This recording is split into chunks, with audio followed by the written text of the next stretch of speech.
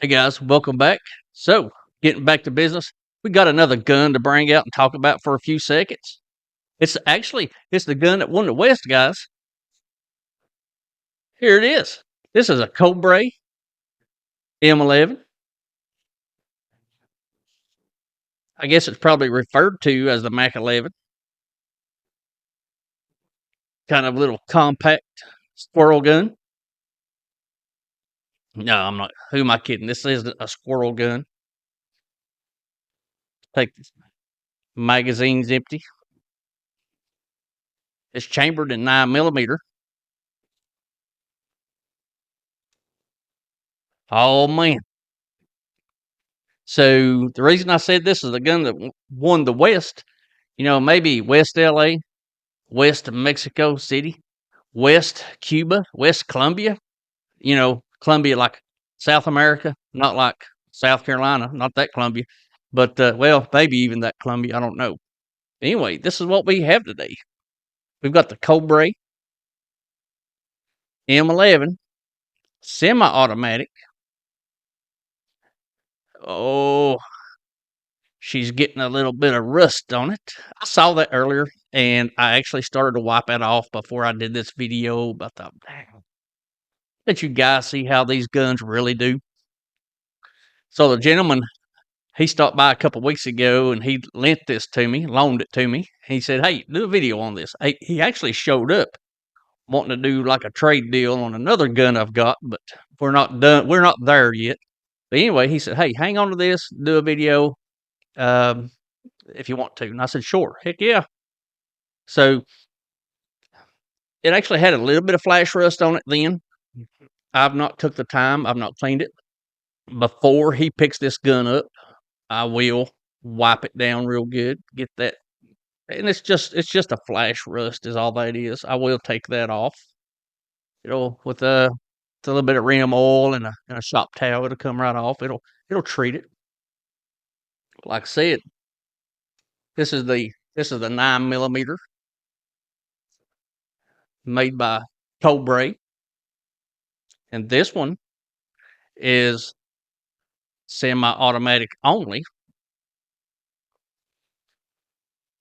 And he told me I could fire this, which I did. I shot it a few times. I don't have any footage of it because I've been kind of here by myself, so haven't really worried about getting some shooting on film. Let me show you the rear sights before I get into how it fired. Uh, so okay, so you see that hole, and then you see like a little slight U notch at the very top, and then you can see that little hole, and at front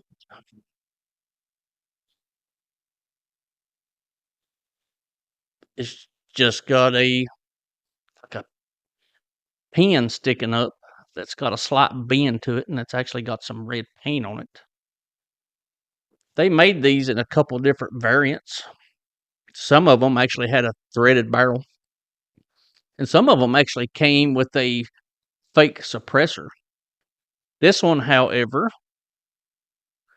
does not have the threaded barrel, which is an easy fix. I actually looked on Gunbroker, the old GB, the old auction site.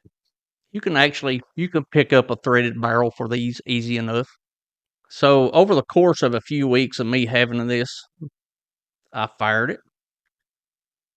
So if you notice on this gun, he has a piece of rubber tubing over the trigger. I asked him why he had that on there, and he said it was on there when he got it. He's had this gun for a very long time. It was on there when he got it, and it rotted off, and he put another piece of tubing on there.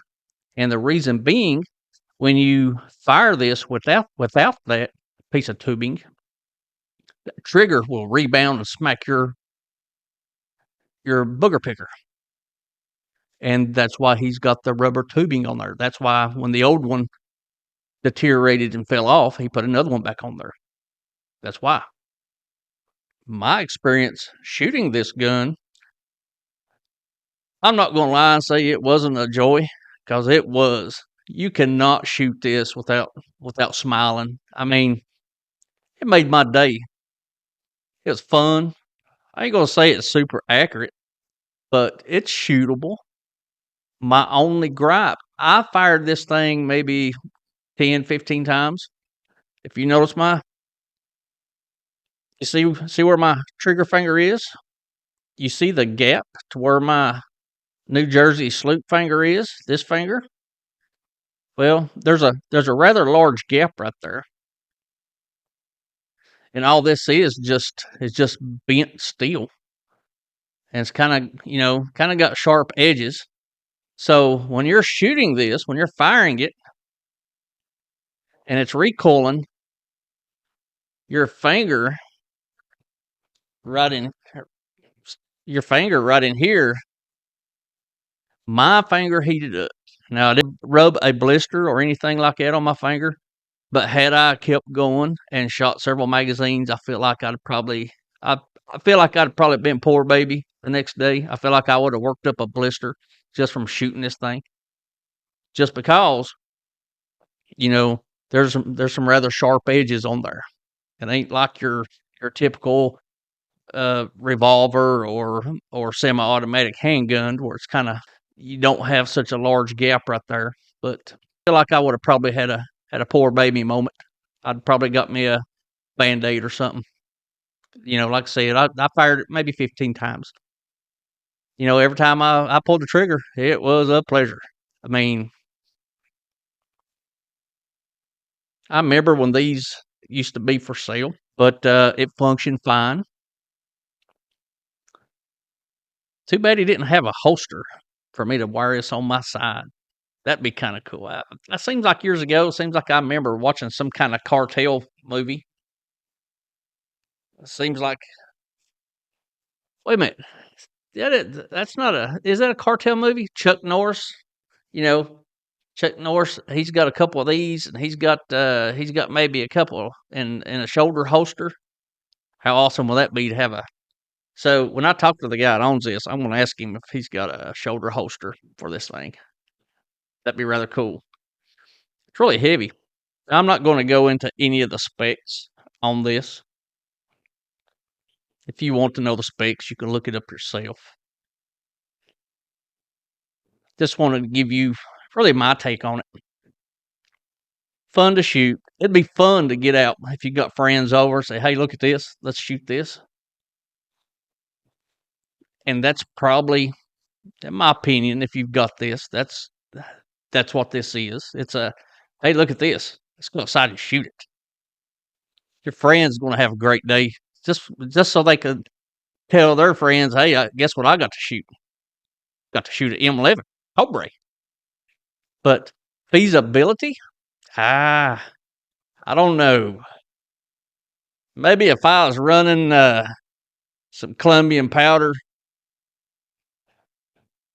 just kidding about that. But feasibility, well, I could see this maybe being a home defense type weapon, I guess.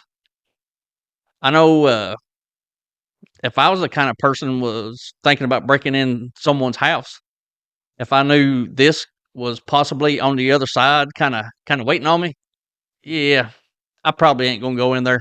Nope, nope. I just go somewhere else, I guess, and that's. So I guess this could be used in home defense. Is it a hunting get? No, because to be honest with you, it's kind of even hard to hunt the target when you're shooting this thing. But if you get close enough, you are going to hit your target with it. I mean, it is what it is. Glad I could share it with you, and I just want to put out there to everybody.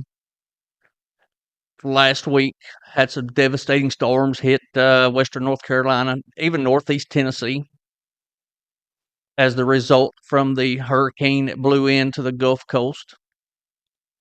Awful stuff, awful situations for a lot of people. Our thoughts and prayers are with everybody. And we will recover from this. But it's truly devastating to see, people, our neighbors, going through such devastation, and it's really frustrating to know there's people in our community that's going through uh, this type of tragedy. We don't live anywhere in the path of hurricanes. I mean, we're up here in the Appalachian Mountains. Don't have to worry about many hurricanes. Do have to worry about tornadoes sometimes and cyclones, but we don't really go to bed at night wondering about, hey, what's this hurricane going to do? But it did a lot of damage in our neighboring communities of Northeast Tennessee and Western North Carolina. We pray for all of you guys, and this has been the video, the Cobray M-11 9mm. Like always, thanks for watching.